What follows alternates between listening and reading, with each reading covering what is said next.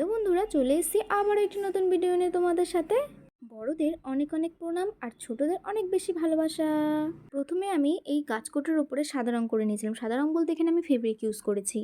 তো acrylic fabric use করলে তোমরা অনেকেই ভালো এটা করতে পারবে। তারপরে দেখো এই যে আস্তে আস্তে করে টুকটুক করে আমি বর এবং বউ দুটোই করে নিয়েছি। আর এক হাত দিয়ে করছি আর এক হাত দিয়ে ভিডিও করছি, তো এই জন্য একটু অসুবিধা হচ্ছে। তো ওর জন্য তোমাদের না অনেক দেখাতে পারলাম না। আর এই যে দেখো এই যে যে যে এত জ্বালিয়েছে না, সেদিন আমায় বিশ্বাস করতে পারবে না, এত জ্বালিয়েছে। একটু পরপর খালি আমার মাথায় উঠে যাচ্ছে, গায়ে উঠে যাচ্ছে। তারপর বললাম চল তোকে একটু ভিডিও করে নিই। তারপরে দেখো এই কথা বলতে বলতে আমার কিন্তু কাজটা একদম কমপ্লিট হয়নি, একটু একটু বাকি আছে। কিন্তু সেই দিন অনেকটাই রাত হয়ে গেছিলো, প্রায় 12:30 পার হয়ে গেছিলো। তো সকালে আমার যেহেতু টিউশনি পড়ানো থাকে, সকালে 7টায় উঠতে হবে আবার, সেই জন্য সেদিন আমি এতটুকু করেই রেখে দিয়েছিলাম। ভেবেছিলাম সকালবেলা আবার ঠিক করে ফিনিশিং দিয়ে নেবো।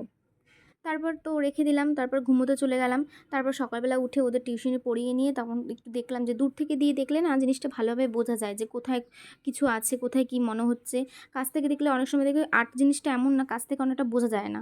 তো তারপর আমি দেখে নিলাম কোথায় কোথায় কী কী বাকি আছে, সেগুলো জাস্ট ফিনিশিং দেওয়ার জন্যই আমি রেডি হয়ে গেলাম। তারপরে এই দেখো একদম পুরোটা রেডি রেডি করে নিয়ে সব কিছু একদম ঠিকঠাক করে নিয়ে তো এই যে আমি নিয়ে চলে এসেছি। সবাই বলো একটু কেমন হয়েছে। আর সবচেয়ে বড় কথা কি বলো তো, আমার একটা জায়গায় এতটা ঘাবড়ে গেছিলাম আমি, যখন আমি ডেলিভারি দিতে যাই, ডেলিভারি দেওয়ার টাইম ছিল আমার 12টা। তো যে আমাকে অর্ডার করেছিল তার হাজব্যান্ড হাসপাতালে চাকরি করে, তো সে বলেছিল যে সেখানে তুমি দিয়ে দিও আমার হাজব্যান্ডকে, আমার হাজব্যান্ড আমায় দিয়ে দিবে। তো আমি যেই টাইমে দিয়েছিল সেই টাইমে গেছি। তো গিয়ে ফোন করেছি, ফোন করে বলছে যে আমি তো চলে এসেছি।